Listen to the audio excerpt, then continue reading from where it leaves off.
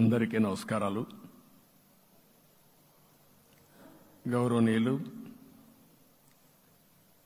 జనసేన అధ్యక్షులు మిత్రులు పవన్ కళ్యాణ్ గారు, అదే సందర్భంలో బీజేపీ రాష్ట్ర పార్టీ అధ్యక్షురాలు పురంధేశ్వరి గారు, గౌరవనీయులు అచ్చెన్నాయుడు గారు, ఈ సమావేశానికి విచ్చేసినటువంటి నూతనంగా ఎంపికైనటువంటి ఎన్డీఏ ఎమ్మెల్యే అభ్యర్థులందరికీ పేరు పేరున మనస్ఫూర్తిగా నమస్కారాలు, అభినందనలు, శుభాభినందనలు. అందరికి కూడా మనస్ఫూర్తిగా కంగ్రాచులేషన్స్. అదే సమయంలో మీరందరూ కలిసి నన్ను శాసనసభ నాయకుడిగా, ఎన్డీఏ శాసనసభ నాయకుడిగా ఎన్నుకున్నందుకు మనస్ఫూర్తిగా అందరికీ నమస్కారాలు తెలియజేస్తున్నా, అభినందనలు తెలియజేస్తున్నా, ధన్యవాదాలు. ఇప్పుడే మిత్రులు మాట్లాడారు.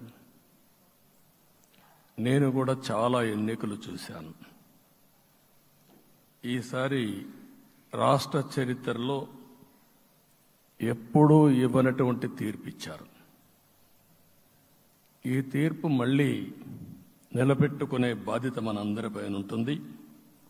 అయితే రాష్ట్రంలో ఉండే 5 కోట్ల ప్రజలందరికీ శిరస్సు వంచి పాదాభివందనం చేస్తున్నా. ఈ రాష్ట్రాన్ని కాపాడుకోవడానికి మీరు చూపించిన చొరవ కోసం అందరం కూడా ఒకటి క్యాంపెయిన్ చేశాం. ప్రజలు గెలవాలి, రాష్ట్రం నిలబడాలి. ప్రజలు గెలిచారు. రాష్ట్రాన్ని నిలబెట్టే బాధ్యత ఇక్కడుండే శాసనసభ్యులపైన, మనందరిపైన ఉంది. ఈ విషయం మనం గుర్తుపెట్టుకోవాల్సిన అవసరం ఉంది. ఒక అరాచక పాలన, ఒక విధ్వంసకర పాలన.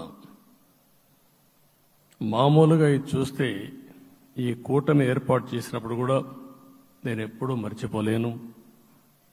ఇప్పుడే పురంధేశ్వరి గారు చెప్పారు, పవన్ కళ్యాణ్ గారు చెప్పారు. 3 పార్టీలు కూడా ఒక అత్యున్నతమైన ఆశయాల కోసం పార్టీలు పెట్టినప్పటికీ ఈరోజు కలయిక కూడా మీరు చూస్తే, ఈ కలయికని చాలా ఎన్నికలు చూశాను కానీ నా చరిత్రలో ఎన్నికలు అయిన తర్వాత కంప్లైంట్స్ ఉండేటివి.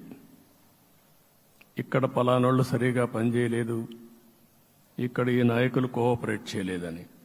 నేను చూసిన మొట్టమొదటి ఎన్నిక, ఈసారి ఎన్నికల్లో మాత్రం 100కి 100% 3 పార్టీల నాయకులు, కార్యకర్తలు సమిష్టిగా పనిచేశారు. దానికి కారణం మనం ఒకసారి అన్వేషిస్తే, ప్రజలు మనోభావాలకు అనుగుణంగా మన కార్యకర్తలు కూడా ప్రవర్తించే పరిస్థితికి వచ్చారు.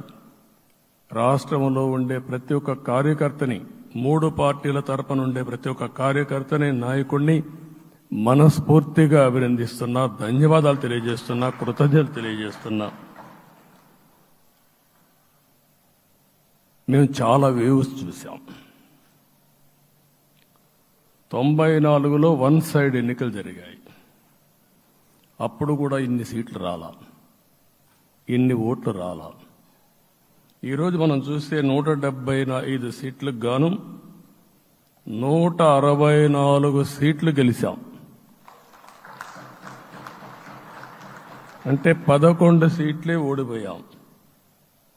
అంటే స్ట్రైకింగ్ రేట్ 93%.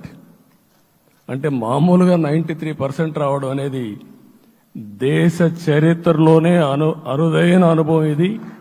అలాంటి అనుభవం ఇక్కడ చూపించారు. ఓటింగ్ కూడా 57% ఓట్లు వేశారు. మనకు 50% ఓట్లు వేస్తే ఎక్కువ అనుకుంటాం.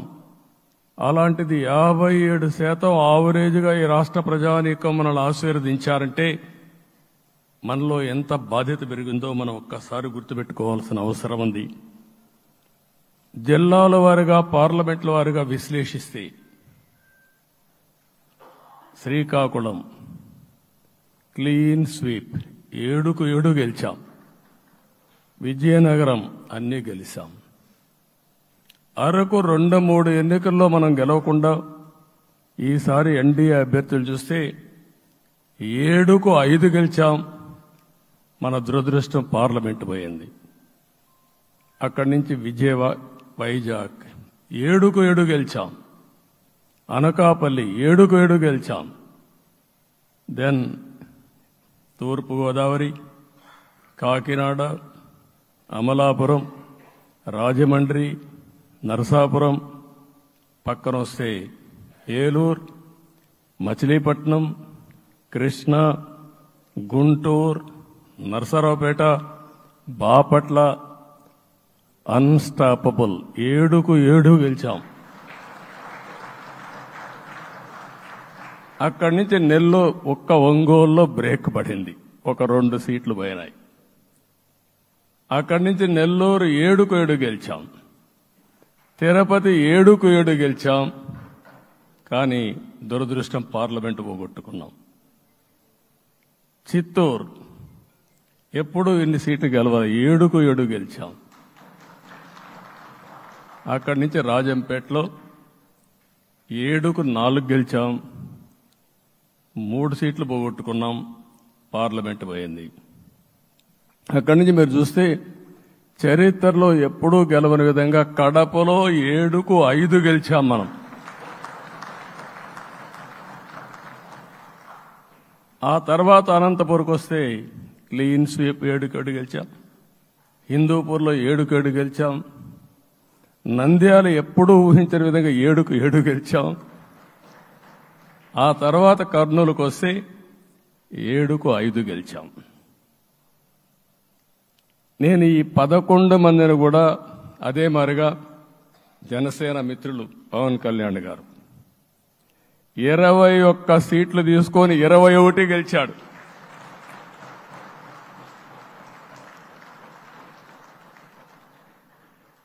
బీజేపీ 10 సీట్లు తీసుకుంటే 10 గెలిచారు, 8 గెలిచారు. అంటే 10కి 8 గెలవడం అనేది ఒక చరిత్ర. ఆ 2 సీట్లు కూడా కొన్ని ప్రత్యేకమైన కారణాల వల్ల ఓడిపోయాం తప్ప ఇంకోటి కాదు. అంటే ఇక్కడ ఒక లెసన్ మనందరికీ అర్థమైంది ఏంటంటే, అభ్యర్థులు గట్టిగా నిలబడుకున్న ప్రతి ఒక్క చోట ప్రజలు మనల్ని ఆశీర్వదించారు, గెలిపించారు. ఇదే ఈ యొక్క ఎన్నికల్లో మనందరం గుర్తుపెట్టుకోవాల్సిన ఒక ప్రత్యేకమైన విషయం. నేను చాలాసార్లు ఎన్నికలైన తర్వాత సమీక్షలు చేసుకున్నాం, కానీ ఇలాంటి విజయం, ఎలాంటి సాటిస్ఫాక్షన్ ఎప్పుడూ లేదు. దీనికి కారణం ప్రజలు మన మీద నమ్మకం పెట్టుకున్నారు. పార్లమెంట్ ఎన్నికల్లో కాదు, అసెంబ్లీ ఎన్నికల్లో చూస్తే 95,000 ఓట్ల మెజారిటీతో గెలిపించారు. గాజువాక 95,000 ఓట్ల మెజారిటీతో గెలిపించారు. ఈ విషయాలు నేను పవన్ కళ్యాణ్ గారు ఢిల్లీకి వెళ్ళినప్పుడు, పురంధేశ్వరి గారు వచ్చినప్పుడు, ఈ రాష్ట్రంలో ఇచ్చిన మ్యాండేట్ వల్ల ఢిల్లీలో మమ్మల్ని అందరూ గౌరవించే పరిస్థితికి వచ్చారు. మీ గెలుపు వల్ల ఈరోజు ఆంధ్రప్రదేశ్ రాష్ట్ర ప్రతిష్ట పెరిగింది, గౌరవం పెరిగింది. మనకు కూడా గౌరవం పెంచుకునే పరిస్థితికి వచ్చాం. అయితే ఇక్కడ ఒక విషయం మనం గుర్తుపెట్టుకోవాల్సింది, ఎంపిక చేసినప్పుడు అన్ని విషయాలు మేము కూలంకుషంగా ఆలోచించాం. ఏ సీటు ఏ అభ్యర్థులు ఏ పార్టీ తీసుకుంటే గెలుస్తారో ఆలోచించాం. ఒకసారి అవి నేను చాలాసార్లు చూసినప్పుడు సీట్ల ఎంపికలో చాలా సమస్యలు వచ్చేటివి. మొట్టమొదటిసారిగా మొన్న ఎంపికల్లో కూడా చిన్న చిన్న సమస్యలు తప్ప ఎక్కడ పెద్ద సమస్యలు రాలేదు. అంటే మేమందరం కూడా ఒకటి ఆలోచించాం, గెలిపే ధ్యేయంగా పనిచేయాలి. కాబట్టి ఏ సీట్లో ఎవరు సీట్ ఇస్తే వాళ్ళు గెలుస్తారో ఆ సీట్లే ఇచ్చాం. అదే సమయంలో సీట్లు ఇచ్చిన తర్వాత ప్రతి ఒక్కరూ గౌరవించి గెలిపించే బాధ్యతకు వచ్చారు. ఇంకొక పక్కన ఈరోజు మిమ్మల్ని అందరినీ ఇప్పుడే పవన్ కళ్యాణ్ గారు చెప్పినట్టు వారి యొక్క సమయ స్ఫూర్తిని నేను ఎప్పుడూ మర్చిపోలేను.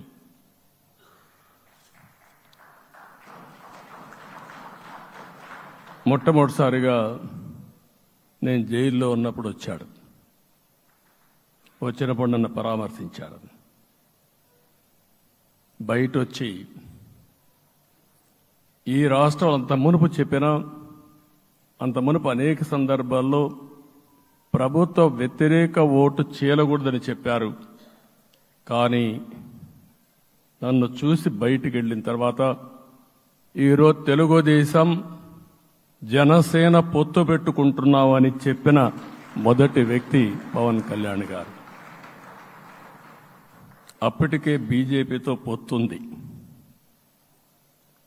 అయితే ఒక మాట చెప్పాడు, బీజేపీతో పొత్తుంది, బీజేపీ తెలుగుదేశం జనసేన 3 పార్టీలు కలిసి పోటీ చేస్తామని కూడా చెప్పి మళ్ళీ ఆ ప్రయత్నం చేసి కడాన రాష్ట్ర ప్రయోజనాల దృష్ట్యా బీజేపీ తెలుగుదేశం జనసేన పొత్తు పెట్టుకున్నాం. మనస్ఫూర్తిగా ఆయన అభినందిస్తున్నా. ఆ రోజటి నుంచి ఎలాంటి పొరపక్షాలు లేకుండా కలిసి పనిచేశారు. మాకు కొన్ని అనుమానాలు ఉండేటివి. ఓటు ట్రాన్స్ఫర్ అవుతుందా లేదా, ఓటు ట్రాన్స్ఫర్ కాకపోతే ఎక్కడన్నా సీట్లు నష్టపోతామని. అందుకే మీరు ఒకసారి చూస్తే ఎన్నికలు మొత్తం సెట్ అయింది, నామినేషన్స్ వేసాం, ముందుకెళ్ళాం. అదే సమయంలో మొట్టమొదటిసారిగా కొవ్వూరులో 3 పార్టీల నాయకులు కలిసి, నేను, పవన్ కళ్యాణ్ గారు, పురంధేశ్వరి గారు ముగ్గురం కలిసి ఫస్ట్ మీటింగ్ అడ్రస్ చేశాం. అక్కడి నుంచి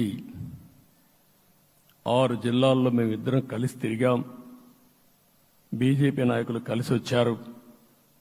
ఆ తర్వాత మొట్టమొదటిసారిగా అమిత్ షా గారు ఏదైతే అనంతపూర్లో ధర్మవరం కాన్స్టిట్యున్సీకి వచ్చారు. నేను మొన్న నేషనల్ మీటింగ్లో కూడా చెప్పాను. ఆయన వచ్చినప్పుడు చాలా స్పష్టంగా ఎందుకు మేము పొత్తు పెట్టుకున్నామనే విషయాలు చెప్తూ ఈ ప్రభుత్వ అవినీతిని ఎండగట్టారు, సూటిగా మాట్లాడారు. ఆ ఒక్క మీటింగ్తో రాష్ట్రం మొత్తం ఒక నమ్మకం వచ్చింది.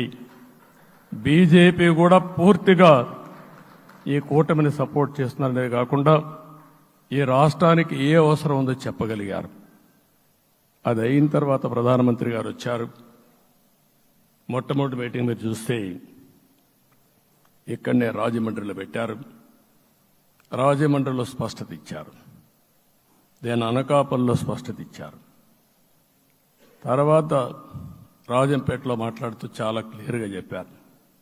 ఇదే విజయవాడకు వచ్చినప్పుడు రోడ్ షో పెడితే నా జీవితంలో ఎప్పుడూ చూడలేదు, ప్రధానమంత్రి గారు కూడా అదే చెప్పారు, బ్రహ్మాండమైన రోడ్ షో విజయవాడలో జరిగిందని ప్రధానమంత్రి గారు కూడా అభినందించే పరిస్థితికి వచ్చారు. ఇవన్నీ కలయికే మన విజయం. ఈ విషయం మనం గుర్తుపెట్టుకోవాల్సిన అవసరం ఉంది. మీరు కష్టపడ్డారు. నేను చాలా ఎన్నికల్లో చూశాను. అందరూ అభ్యర్థులు కూడా ఈ ఎన్నికల్లో కష్టపడిన విధానం కానీ ఇంత కష్టం నేను ఎప్పుడూ చూడలేదు. ఒక్క మాటలో చెప్పాలంటే ప్రతి ఒక్కరూ మనసు పెట్టి పనిచేశారు. అందుకే ఈ గెలుపు వచ్చిందని చెప్పి కూడా నేను మీకు తెలియజేస్తున్నా.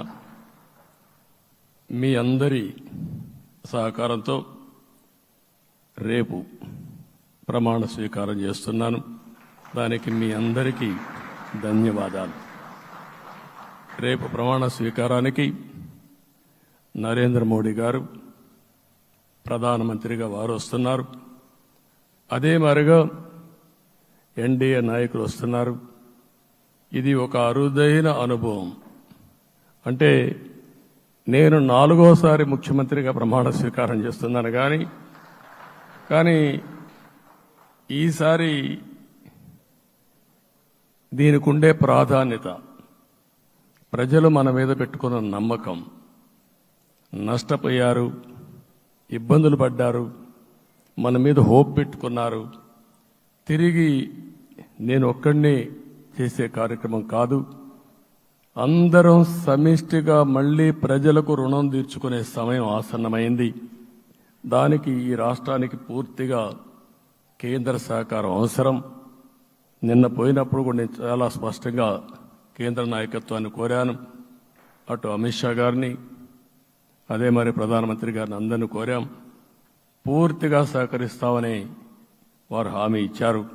దానికి మనందరి తరపున కేంద్రంలో ఉండే ప్రధానమంత్రి నరేంద్ర మోడీ గారిని, అదే మరి అమిత్ షా గారిని, కేంద్ర నాయకత్వాన్ని, అదే మరిగా బీజేపీ దేశ అధ్యక్షుడైనటువంటి నేషనల్ ప్రెసిడెంట్ గారి నడ్డా గారిని మనస్ఫూర్తిగా అభినందిస్తున్నానని చెప్పి కూడా నేను మీకు తెలియజేస్తున్నాను.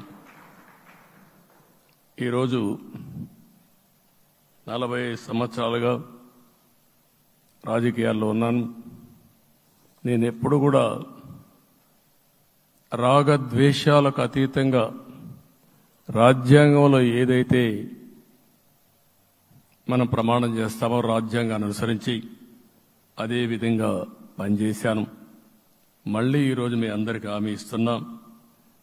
నాకు అలవాటు ప్రజల కోసం కష్టపడడం, అవిశ్రాంతంగా పనిచేయడం, పోరాటాలు మాత్రమే నాకు తెలుసు. ప్రజాహితం మాత్రం తెలుసు. తప్పకుండా దాన్ని నిలబెట్టుకుంటా. ఇన్ని దశాబ్దాలుగా కూడా ప్రతి అడుగు కూడా మీరు ఒకసారి చూస్తే ప్రతి ఆలోచన, తపన అన్నీ కూడా ప్రజల కోసమే చేశాం. ఈరోజు మనకిచ్చింది ప్రజల అధికారం కాదు. ఇది ఒక పవిత్రమైన అత్యున్నతమైన బాధ్యత మనకు అప్పచెప్పారు. ఈ విషయం అనుక్షణం ప్రతి ఒక్కరూ మనం గుర్తుపెట్టుకోవాల్సిన అవసరం ఉంది. నేను 14 సంవత్సరాలు దగ్గర ముఖ్యమంత్రిగా ఉన్నాను. 15 సంవత్సరాలు ప్రతిపక్ష నాయకుడిగా పనిచేశాను. ఎన్నో సవాళ్లు చూశాను, ఎన్నో సంక్షోభాలు చూశాను. ప్రతి ఒక్క సంక్షోభాన్ని ఒక అవకాశంగా మలుచుకుని ముందుకు పోయాం. ఈరోజు కూడా మీకు అందరికీ ఈరోజు రాష్ట్రంలో మనం చూస్తే చాలా సమస్యలున్నాయి. నా అనుభవాన్ని మొత్తం తీసుకుని పూర్తిగా మీ అందరి సహకారంతో, మిత్రులు పవన్ కళ్యాణ్ గారి సహకారంతో పేద ప్రజల జీవితాలను మార్చడానికి నిత్యం ఆలోచిద్దాం. అది చేసి మన నిజాయితీని, మన కృతజ్ఞతని ప్రజలకు తెలియజేద్దాం. అందుకని ఇంకొక పక్క మీరు ఆలోచిస్తే రాష్ట్రం పూర్తిగా శిథిలమైపోయింది. దెబ్బతినని వర్గం అంటూ లేదు. అందుకనే ఓసారి ఆశ్చర్యం కూడా వేస్తుంది. ఈ రాష్ట్రం నుంచి కూలి పనుల కోసం వేరే రాష్ట్రాలకు వెళ్లిన వ్యక్తులు సొంత డబ్బులు పెట్టుకుని వాళ్ళ యొక్క ఫుడ్ కూడా పాకెట్స్ తయారు చేసుకుని వచ్చి ఓటేసి మళ్లీ వెళ్లారు. ఇది ఊహించని పరిణామం. ఇక్కడుండేవాడు ఓటేయడం ఒక ఎత్తైతే, పేదవాడు చిన్న చిన్న పనులు చేసుకునేవాడు కూడా వచ్చి ఓటేశారు. ఎక్కడో అమెరికా, ఆస్ట్రేలియా, ఆఫ్రికా విదేశాల్లో ఉండే ఎన్ఆర్ఐస్ అయితే లక్షల రూపాయలు ఖర్చు పెట్టుకొని వచ్చి పనిచేశారు. లక్షల రూపాయలు ఖర్చు పెట్టుకొని వచ్చి మనకు ఓటేశారు.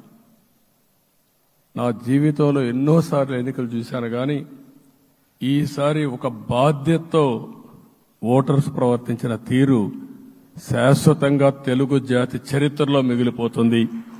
అది ఈరోజు జరిగిన విషయం మనం గుర్తుపెట్టుకోవాలి. మనందరం ఒకటే గుర్తుపెట్టుకోవాల్సిన అవసరం ఉంది. ఏ అహంకారంతో విర్రవీగిపోయారో ఆ అహంకారం కూలిపోయింది. ఎన్నోసార్లు మనం చెప్పాం, ఏ వ్యక్తికి పదవొస్తే వినయం కూడా అవసరం. పదవొచ్చిందని విర్రవీగిపోయి రేపనేది లేకుండా ఉంటుందనుకుంటే మాత్రం ఇదే జరిగే పరిస్థితి వస్తుంది.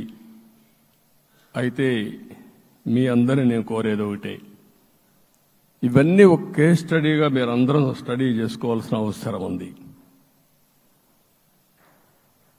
ప్రజలు బూతులు మాట్లాడే నేతల్ని, అరాచక శక్తుల్ని, అవినీతి పరుల్ని చూశారు. పాలకులంటే ఎలా ఉండాలో చూశారు. ఈ 5 సంవత్సరాల్లో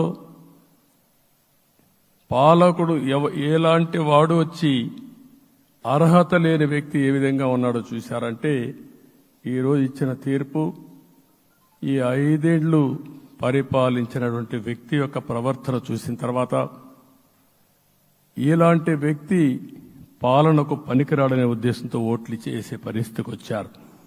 ఇది నా ఉద్దేశ ప్రకారం ఒక కేస్ స్టడీ అవుతుంది, మనందరం కానీ జాగ్రత్తగా ఆలోచిస్తే. కానీ మనం కూడా అదే విధంగా కక్ష తీర్చుకోవాలి అని కానీ మనం ముందుకు పోతే మనకు కూడా సమస్య వస్తుంది. అదే సమయంలో ఒకటే చెప్తున్నా, తప్పు చేసిన వాడిని క్షమించి పూర్తిగా వదిలిపెడితే కూడా మళ్ళా అలవాటుగా మారుతుంది. తప్పు చేసిన వాళ్లకు శిక్ష పడవలసిన అవసరం ఉంది, చట్టపరంగా శిక్షించాల్సిన అవసరం ఉంది. అదే సమయంలో విధ్వంస రాజకీయాలు, కక్షా రాజకీయాలు కాకుండా ఇవన్నిటిని ప్రక్షాళన చేయాల్సిన అవసరం ఉందని చెప్పి కూడా నేను మీకు తెలియజేస్తున్నా. ఇంకొక పక్క 5 ఏళ్లలో ఎన్నో సంవత్సరాలు చూశాను కానీ కార్యకర్తలపైన దాడులు, హింసా రాజకీయాలు, అక్రమ కేసులు, వేధింపులు, కడాన సోషల్ యాక్టివిస్టులు కూడా ఇష్టానుసారంగా కేసులు పెట్టి హెరాస్ చేస్తే నిద్రపోకుండా వాళ్ళు కాపాడుకున్నాం. ఇంకొక పక్కన అన్ని పార్టీలకు 3 పార్టీలకు అనుభవం ఉంది. ఈరోజు మీరు చూస్తే ప్రాణాలు తీస్తూ అరాచకంగా ప్రవర్తిస్తూ తెలుగుదేశం పార్టీలో ఒక ఉదాహరణ చూసినప్పుడు అన్ని పార్టీలకు వర్తిస్తుంది. ఏదైతే మన పార్టీకి వ్యతిరేకంగా నేను ఆ పేర్లు చెప్పకూడదు కాబట్టి చెప్పలేదు, కానీ స్లోగన్ ఏమంటే కడాన మెడ మీద కత్తున్న జై తెలుగుదేశం అంటూ ప్రాణాలు వదిలిపెట్టే పరిస్థితికి వచ్చారు. ఇది ఊహించని పరిణామాలు ఇవన్నీ. ఇప్పుడు కూడా కళ్ల ముందర తిరిగే పరిస్థితి వస్తుంది. అందుకే ఈరోజు మనందరం కూడా ఇవన్నీ గుర్తుపెట్టుకొని, నాకు జరిగిన అవమానాలు చూశారు. నేను అందుకే మా కుటుంబానికి జరిగిన అవమానంతో నేను కూడా భరించలేక బయట వచ్చినప్పుడు ఒకటే శపథం చేసి వచ్చాను. ఆ శపథం, ఇది గౌరవ సభ కాదు, ఇది కౌరవ సభ. ప్రజాక్షేత్రంలో గెలిచి మళ్లీ ఈ సభను గౌరవ సభగా చేసి అడుగు పెడతానని చెప్పి శపథం చేసి బయట వచ్చాను. ఓసారి ఇవన్నీ చరిత్ర. ఆ శపథాన్ని ప్రజలు గౌరవించారు. గౌరవించిన ప్రజల్ని నిలబెట్టే బాధ్యత మనందరిపైన ఉంది. సభను కూడా ఎన్నోసార్లు పవన్ కళ్యాణ్ గారు చెప్పారు, భవిష్యత్తులో ఆంధ్రప్రదేశ్ శాసనసభని ఒక గౌరవ సభగా చేసి ప్రజా సమస్యల్ని చర్చిస్తామని చాలా స్పష్టంగా చెప్పారు. అలాంటి బ్రహ్మాండమైన వాతావరణం క్రియేట్ అవుతుంది. దానికి ఒక శాసనసభాపక్ష నాయకుడిగా నేను హామీ ఇస్తున్నా. మళ్లీ ఈ సభను గౌరవ సభగా, ఈరోజు మన పరిపాలన ప్రజా ప్రభుత్వంగా మనం ముందుకు పోవాల్సిన అవసరం ఉంది. ముందుకు పోతామని చెప్పి కూడా నేను మీకు తెలియజేస్తున్నా. ఇంకా కిందికి డెప్త్కి వెళ్తే గవర్నమెంట్లో ఏముందో ఇప్పటికి తెలియదు, ఎంత అప్పు ఉందో తెలియదు, ఎక్కడెక్కడ తెచ్చారో తెలియదు. ఇవన్నీ కూడా డెప్త్కి వెళ్ళినప్పుడు ఎన్ని లక్షల కోట్ల అప్పు ఉంది, ఏదేది తాకట్టు పెట్టారు, ఆర్థిక వ్యవస్థ ఏ విధంగా చిన్నాభిన్నం అయిపోయింది, ఇవన్నీ కూడా అధ్యయనం చేసుకోవాల్సిన అవసరం ఉంది. ఇరిగేషన్ రంగాన్ని పూర్తిగా నిర్వీర్యం చేశారు. రాష్ట్రానికి అతి ముఖ్యమైన ప్రాజెక్టు పోలవరం. కేంద్రం క్లియర్గా పోలవరానికి సహకరించారు. నాకు ఇప్పుడు కూడా జ్ఞాపకం ఉంది, 2014 కంటే ముందు నేను ముఖ్యమంత్రి అయ్యాను, ఎంపికయ్యాను, ఢిల్లీకి వెళ్ళాను, ఢిల్లీకి వెళ్ళినప్పుడు 7 మండలాలు తెలంగాణలో ఉన్నాయి. పోలవరం ముంపుకు గురి 7 మండలాలు తెలంగాణలో ఉన్నాయి. ఆ 7 మండలాలు అక్కడుంటే జూన్ 2వ తారీఖున నోటిఫికేషన్ వస్తే ఆ తర్వాత తెలంగాణ అనుమతి ఉంటే తప్ప, పునరావాసానికి ఒప్పుకుంటే తప్ప మనం పోలవరం కట్టే పరిస్థితి లేదు. ఆ రోజు రాజ్నాథ్ సింగ్ గారు పార్టీ అధ్యక్షుడు. అదే మాదిరిగా ఆ రోజు వెంకయ్య నాయుడు గారు కూడా యాక్టివ్గా ఉన్నారు. నేను ఒకటే కోరాను, ప్రజలు నన్ను ఎంపిక చేసుకున్నారు, ఇక్కడ మనం ఎన్డీఏ వచ్చింది, ఈ ప్రాజెక్టు పూర్తి కావాలంటే ఆ 7 మండలాలు ఆంధ్రప్రదేశ్ రాష్ట్రానికి ఇస్తే తప్ప పూర్తి కాదు. మీరు 7 మండలాలు ఇవ్వకపోతే నేను ప్రమాణ స్వీకారం చేయను, నాకు ఈ పదవి వద్దని ఆ రోజు చాలా స్పష్టంగా చెప్పాను. ఇది ఎప్పుడు కూడా చరిత్రలో ఎప్పుడు జరగని విషయం. ఆ రోజు ప్రధానమంత్రి గారు నరేంద్ర మోడీ గారు ఇవన్నీ ఆలోచించి ఫస్ట్ క్యాబినెట్ మీటింగ్లో పెట్టి ఒక ఆర్డినెన్స్ ఇచ్చి ఆ 7 మండలాలు ఆంధ్రప్రదేశ్కి ఇచ్చి తర్వాత పార్లమెంట్ సమావేశాలు పెట్టుకున్నారంటే అది ఒక చరిత్ర. అంటే ఆ రోజు కానీ కేంద్రంగాన 7 మండలాలు ఇవ్వకపోయుంటే పోలవరం ప్రాజెక్టు ప్రారంభమయ్యేది కాదు. అన్ని కష్టాలు పడి మళ్లీ డబ్బులన్నీ కోర్టులో ఉండే కేసులన్నీ విత్డ్రా చేయించి అన్నీ చేయించాం. 72% పనులు పూర్తి చేశాం. ఈరోజు మళ్లీ మొదటికి వచ్చింది. డయాఫామ్ వాల్ పూర్తిగా కొట్టుకొని పోయే పరిస్థితికి వచ్చింది, డ్యామేజ్కి అయ్యే పరిస్థితి వచ్చింది, ఎక్కడుందో తెలియని పరిస్థితి. మళ్లీ కేంద్ర సహకారంతో రాష్ట్రానికి అతి ముఖ్యమైన ప్రాజెక్టు పోలవరం, దీన్ని పూర్తి చేసే బాధ్యత, దీన్ని పూర్తి చేసి నదుల అనుసంధానం చేసి మన అందరం ప్రతి ఒక్క ఎకరాకు నీళ్లు ఇవ్వగలిగితే దానికంటే బ్రహ్మాండమైన కార్యక్రమం ఏమీ ఉండదు. వ్యవసాయ రంగం స్టెబిలైజ్ అవుతుంది. ఇది సాధించడానికి అన్ని విధాలా కష్టపడతామని చెప్పి కూడా నేను మీకు తెలియజేస్తున్నాను. ఇంకొక పక్క వ్యవసాయ రంగం పూర్తిగా సంక్షోభంలో పడిపోయింది. రైతులు అప్పుల పాలయ్యారు. 5 ఏళ్లలో 9 సార్లు కరెంటు ఛార్జీలు పెంచారు. ఈ విధంగా ఇవన్నీ కూడా ఇంకొక పక్క మీరు చూస్తే అమరావతి 10 సంవత్సరాల తర్వాత మన రాజధాని ఏదంటే చెప్పుకోలేని పరిస్థితి. ఇప్పటికి కూడా మనకు గుర్తొచ్చేది ప్రజావేదిక విధ్వంసం. అలాంటి దుర్మార్గమైన కార్యక్రమాలు జరిగాయి. ఇవన్నీ కూడా గుర్తు చేసుకుంటూనే కక్షపూరిత రాజకీయాలు కాకుండా కన్స్ట్రక్టివ్ పాలిటిక్స్ కి మనం ముందుకు పోవాల్సిన అవసరం ఉంది. అందుకే ఈరోజు నేను ఒకటే మీ అందరికీ హామీ ఇస్తున్న, మీ ద్వారా ప్రజలందరికీ, మనది ప్రజాప్రభుత్వం. ఇకపైన మన ప్రభుత్వంలో ప్రజావేదికల కూల్చివేతలుండవు. 3 రాజధానులంటూ రాష్ట్ర భవిష్యత్తు ఆటలాడే పరిస్థితి ఉండదు. మన రాజధాని అమరావతి, అమరావతి రాజధాని. విశాఖపట్నం ఆర్థిక రాజధానిగా, ఒక ప్రత్యేకమైన సిటీగా, ఆధునికమైన నగరంగా తయారు చేసుకుందాం. దాన్ని ఎప్పుడు కూడా నేను కంబైన్డ్ ఆంధ్రప్రదేశ్ కూడా గుర్తుపెట్టుకున్నాను. విశాఖపట్నం అటు జనసేనకు, తెలుగుదేశానికి, బీజేపీకి ముగ్గురు కూడా చాలా ముఖ్యమైన నగరం ఇది. ఎందుకు నేను ఈ మాట అంటున్నానంటే, లాస్ట్ ఎలక్షన్లో 2014లో హరిబాబు అక్కడ ఎంపీగా గెలిచారు. తర్వాత విడిపోయిన తర్వాత 2014లో మళ్లీ మనం పోటీ చేసినప్పుడు చేశాం. 2019లో 4 అసెంబ్లీ సీట్లు గెలిపించిన ఏకైక నగరం విశాఖపట్నం తెలుగుదేశం పార్టీకి.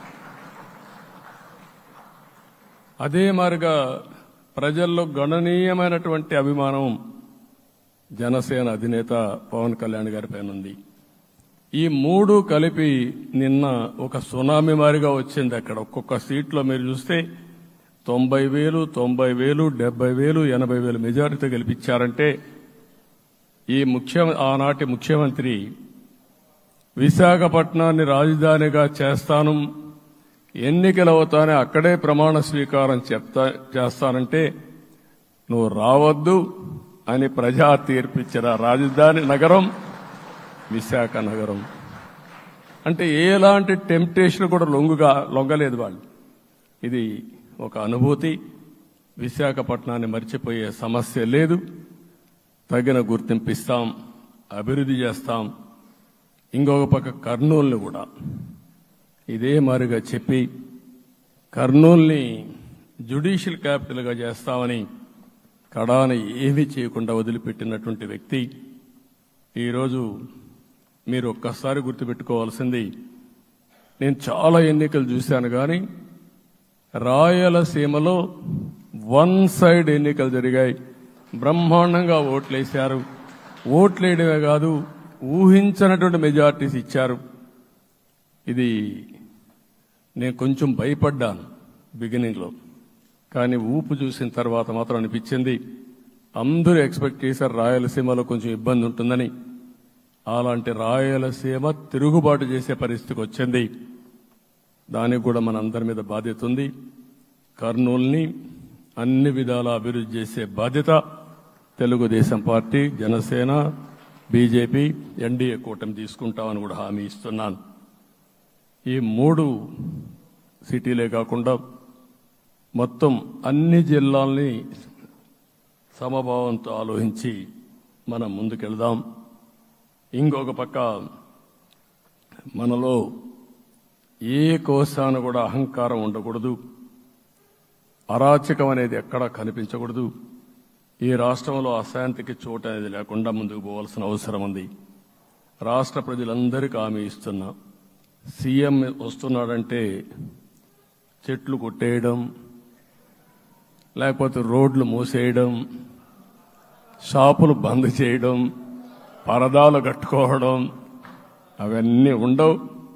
సీఎం కూడా ఒక మామూలు మనిషిగానే వస్తా,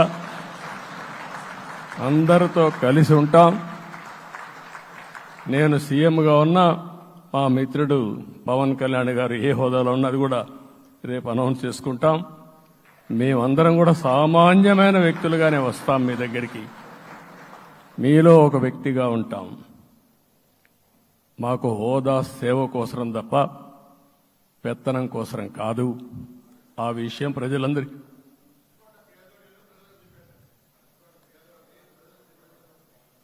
అవన్నీ చేస్తాం. ఇంకొక పక్కన మొన్న నేను వస్తానంటే వాళ్ళకు కూడా తెలుసు కాబట్టి ఎన్డీఏ అభ్యర్థిగా అంటే శాసనసభ నాయకుడిగా ఎన్నుకుంటారనే ఉద్దేశంతో, ముఖ్యమంత్రి అవుతాను ఉద్దేశంతో రోడ్లన్నీ కూడా నిలిపేస్తాను. నేను ఒకటే చెప్పాను, మేము వచ్చినప్పుడు ఒక్క నిమిషం ఒక సిగ్నల్కి ఇంకొక సిగ్నల్కి కొద్దిగా గ్యాప్ పెట్టుకోండి. అవసరమైతే ఒక 5 నిమిషాలు లేట్ అయినా మాకు పర్వాలేదు, కానీ ప్రజలు ఎవ్వరికీ ఇన్కన్వీనియన్స్ కలగకూడదని చాలా స్పష్టంగా ఆదేశాలు ఇచ్చాం. కాబట్టి అవన్నీ మనం చేద్దాం. ఇంకొక పక్కన దాడులు చేసి బాధితులపైనే కేసులు పెట్టే పరిస్థితి ఉండదు ఈ రోజు నుంచి. అది కూడా మనం చూసాం. ఏ ఒక్కరి ఆత్మగౌరవానికి భంగం కలగదు. ఒక పాజిటివ్ గవర్నెన్స్ అన్ని చోట్ల కనపడుస్తుంది. ప్రజాహితం కోసమే పనిచేస్తాం. ప్రతి నిర్ణయం, ప్రతి అడుగు ప్రజల కోసమే ఉంటుంది. స్టేట్ ఫస్ట్ అనే నినాదంతో ముందుకు పోతాం. ఈరోజు మేము ముగ్గురం కూడా ఢిల్లీలో వెళ్ళినప్పుడు కూడా మా ఆలోచన ఈ రాష్ట్రం ముందుండాలనే ఉద్దేశంతోనే ముందుకు పోయాం. అదే సమయంలో ఈరోజు మన రాష్ట్రానికి కూడా సముచితమైన గౌరవం. 3 మంత్రులు కేంద్రంలో మన వాళ్ళు ఉండే పరిస్థితికి వచ్చారు. ఒక పక్కన రామ్మోహన్ నాయుడు శ్రీకాకుళం ఎంపీ, ఆయన కేంద్రంలో మంత్రి పదవి, కేబినెట్ పదవి వచ్చింది. ఇంకొక పక్కన పెంబసాని చంద్రశేఖర్కి స్టేట్ మినిస్టర్గా ఎంఓఎస్ కింద ఇచ్చారు. మూడోది కూడా ఒక సామాన్యమైన కార్యకర్త Srinivasa Varma, Narasapur MP, BJP MP, ఈరోజు కేంద్రంలో మంత్రి స్థానం వచ్చింది. ఓసారి బీజేపీలో కూడా ఇది ఒక ప్రత్యేకత. ఆయన ఎంపీ ఇచ్చినప్పుడు నాకే ఆశ్చర్యం వేసింది. ఒక మామూలు వ్యక్తి ఎంపీ ఇచ్చారు. అప్పుడు ఆలోచించినప్పుడు నేను ఫస్ట్ మీటింగ్ పోతే వచ్చాడు. వచ్చినప్పుడు నేను ఎంక్వైరీ చేస్తే ఆయన స్ట్రాంగ్గా పార్టీ కోసం పనిచేశాడు. ఒక పార్టీ కార్యకర్తను గుర్తించిన పార్టీ భారతీయ జనతా పార్టీ. అది కూడా తెలుగుదేశంలో కూడా చేస్తున్నాం, జనసేనలో కూడా చేస్తున్నాం. వారి యొక్క ప్రత్యేకత. ఈరోజు నిన్న కూడా మనం అందరం చూస్తే మోదీ గారు మొన్నే మీటింగ్ అయినప్పుడు చూశాం, ఆయన స్పీచ్ను కూడా చూశాం. నేను కూడా చాలా స్పష్టంగా చెప్పాను, 10 సంవత్సరాల మోడీ గారి పరిపాలన దేశ ప్రతిష్ట పెంచింది. ప్రపంచంలోనే భారతీయులకు గుర్తింపు వచ్చింది. 11వ స్థానంలో ఉన్న ఆర్థిక వ్యవస్థ ఈరోజు 5వ స్థానానికి తీసుకొచ్చారు. ఇంకొక పక్కన ఎన్డీఏ 3.0 ఈ పరిపాలన 5 ఏళ్లలో 5వ స్థానం నుంచి 3వ ఆర్థిక అతిపెద్ద దేశంగా భారతదేశం ఎమర్జ్ కాబోతుంది. ఇది మన దేశానికి గర్వకారణం. ఇంకొక పక్కన ఆయన కల వికసిత్ భారత్ 2047, మనందరి కల వికసిత్ ఆంధ్రప్రదేశ్. ఇది మనందరం ఒక కలగా పెట్టుకొని ముందుకు పోవాల్సిన అవసరం ఉంది. అదే సమయంలో మనందరి ఆలోచన పేదరికం లేని సమాజం, zero poverty nation, zero poverty state, zero poverty నియోజకవర్గం. ఇది ఎన్టీ రామారావు గారి కళ.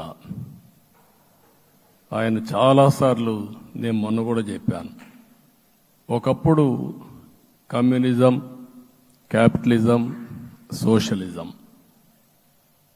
ఇది ఆర్థిక సంస్కరణ రాని ముందు ప్రతి ఒక్కరిని అడిగే విధానం. ఎవరిని అడిగినా మీరు ఏ సైడ్ ఉంటారని అడిగేవాళ్ళు. అలాంటి సమయంలో ఎన్టీ రామారావు గారిని మీరు ఏ ఇజాన్ని నమ్ముతారో చెప్పమంటే, నాకు ఈ ఇజాల గురించి తెలియదు, నాకు తెలిసింది ఒకే ఒక ఇజం, అది హ్యూమనిజం అని చెప్పిన ఏకైక నాయకుడు భారతదేశంలో ఎన్టీ రామారావు గారు.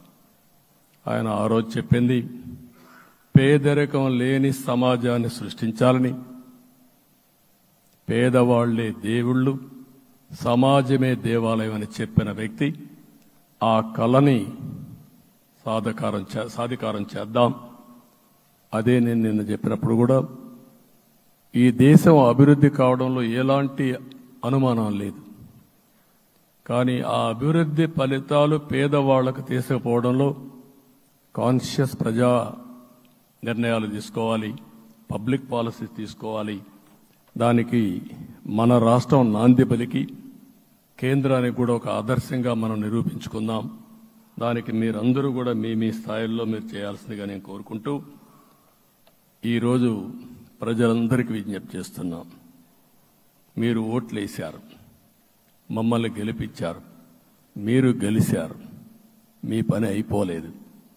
కానీ మమ్మల్ని అనునిత్యం ఆశీర్వదించుతూ నడిపించే బాధ్యత ప్రజల్ని తీసుకోమని పూర్తిగా కోరుకుంటున్నా. ప్రజాస్వామ్యంలో ఎప్పుడు కూడా ఓట్లేసి బాధ్యత లేకుండా ఉండేవాళ్ళు, కావాల్సింది అడిగేవాళ్ళు. నిన్న ఎన్నికల్లో చాలా మందిని చూశాను. ఫస్ట్ టైం పోలింగ్ ప్రారంభం అవుతానే అరాకొర వచ్చేవాళ్ళు. పోలింగ్ స్టేషన్లో కూడా మనుషులు ఉండేవాళ్ళు కాదు. కొంతమంది మధ్య తరగతి అబవ్ ఉండేవాళ్ళైతే ఎప్పుడో మధ్యాహ్నం పైన పోదామని ఇంట్లో లీజర్గా పడుకునేవాళ్ళు. మధ్యాహ్నం పైన కూడా ఖాళీగా ఉంటే వచ్చేవాళ్ళు, ఎండలు ఎక్కువ ఉంటే కొంతమంది అవాయిడ్ చేసేవాళ్ళు. అందుకే మొన్న ఎన్నికల్లో మీరు చూస్తే ఫస్ట్ అవర్లో ప్రతి ఒక్క పోలింగ్ స్టేషన్ ఫుల్గా క్యూలు ఉన్నాయి. ఆ క్యూలు కంటిన్యూ అయింది. మీరు చూస్తే రాత్రి 2 గంటల వరకు క్యూలో నిలబడుకొని ఓట్లు వేశారంటే వాళ్ళ బాధ్యత వాళ్ళు నెరవేర్చారు. దానికి మనం అందరం గుర్తుపెట్టుకొని ఏ విధంగా చేయాలనో మనం కూడా చేయాల్సిన అవసరం ఉంది. ప్రజలందరికీ విజ్ఞప్తి చేస్తున్నా, మమ్మల్ని నడిపించండి. ఎక్కడైనా మేము తప్పు చేస్తే చెప్పే విధానం కూడా ఎస్టాబ్లిష్ చేస్తాం. ఎప్పటికప్పుడు ఫీడ్బ్యాక్ ఇవ్వండి. ఫైనల్గా కలిసి సాగుదాం, రాష్ట్రాన్ని పునర్నిర్మాణం చేద్దాం. నా జీవితంలో నేను చాలా చూశాను, కానీ నాకు ఒకటే కోరిక, భారతదేశం ప్రపంచ దేశాల్లో నెంబర్ 1 దేశంగా తయారు కావాలి. అవుతుంది, దాంట్లో అనుమానం లేదు.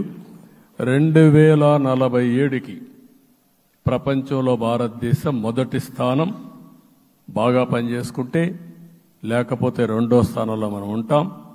అదే సమయంలో ప్రపంచం మొత్తం భారతీయులు నెంబర్ 1 స్థానంలో ఉంటారు. అది నరేంద్ర మోడీ గారి కళ. అది డెఫినెట్గా జయప్రదం అవుతుందని నేను ప్రగాఢంగా విశ్వసిస్తున్నా. ఇందులో నా స్వార్థం కూడా ఉంది. తెలుగు జాతి ప్రపంచంలోనే నెంబర్ 1గా ఉండాలనేది మన కోరిక. ఇప్పటికీ మీరు చూస్తే హైయెస్ట్ పర్ క్యాపిటా ఇన్కమ్ ప్రపంచంలో ఏ దేశంలోకి వెళ్ళా భారతీయులు సంపాదిస్తున్నారు. అందులో అగ్రస్థానంలో తెలుగు వాళ్ళు ఉన్నారు. అదే సమయంలో ఈ రాష్ట్రాన్ని నెంబర్ 1గా చేయాలనే సంకల్పం మనందరికీ ఉండాల్సిన అవసరం ఉంది. ఇది అసాధ్యం కాదు. ఈ రోజు ఉండే పరిస్థితిని సవరిస్తూనే మళ్లీ నిర్మాణాత్మకంగా వెళ్తే ఒక నిర్దిష్టమైన సమయం ప్రకారం ఆంధ్రప్రదేశ్ రాష్ట్రాన్ని నెంబర్ 1 చేసుకునే అవకాశం ఉంటుంది. అదే సమయంలో జీరో పావర్టీ. మన ఆలోచనలన్నీ కూడా ఒకటే మీరు ఆలోచించుకోవాలి. ఎవరైతే పేదవాళ్ళు ఉన్నారో, పేదవాళ్ళలో నిరుపేదలు ఉన్నారో దానిపైన దృష్టి పెట్టాలి. దీనికి కూడా ఒక కార్యక్రమాన్ని మనం తీసుకుంటామని చెప్పి తెలియజేసుకుంటూ, మరొకసారి ఇది ఒక అరుదైన అనుభవం. నా జీవితంలో మరిచిపోలేనటువంటి ఘట్టం. దీనికి మిమ్మల్ని అందరినీ ఎన్డీఏ అభ్యర్థిగా ముఖ్యమంత్రిగా నన్ను ఎంపిక చేసిన ఎన్డీఏ ఎమ్మెల్యేలందరినీ పేరు పేరున మనస్ఫూర్తిగా అభినందిస్తూ, మరొకసారి బాధ్యత ఈ రోజు నుంచి ఇంకా ఎక్కువైంది. నిన్నటి వరకు ఈ రాష్ట్రంలో ప్రతి ఒక్కరికి నిద్ర లేని రాత్రులే. నా ఒక్కడికే కాదు. ఇప్పుడు తలుసుకుంటే ఓసారి బాధేస్తుంది. ఆ బాధపడిన రోజులు చూసుకుంటే, ఒక వ్యక్తిని జైల్లో పెట్టినప్పుడు నాకు 40 రోజుల నుంచి 90 రోజులు 100 రోజులు పట్టేది మళ్ళా బయట తేవాలంటే. మళ్ళా జైల్లో ఏం చేస్తారో తెలియదు. అక్కడి నుంచి ఇంకా ప్రెషర్ మౌంటప్ చేసుకుంటూ వచ్చాం.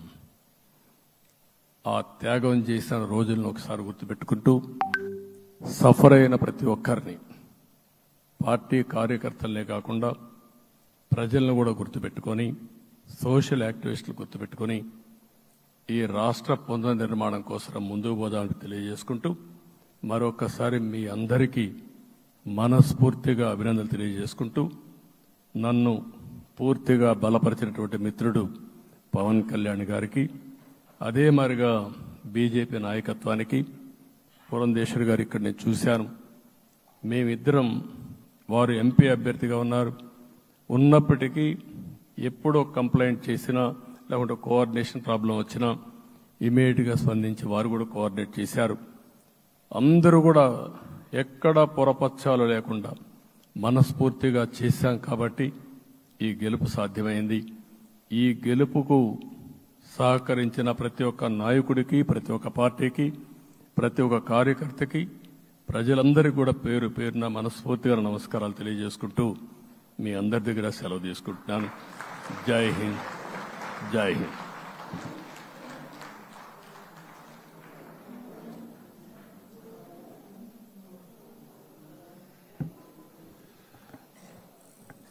ఎన్డీఏ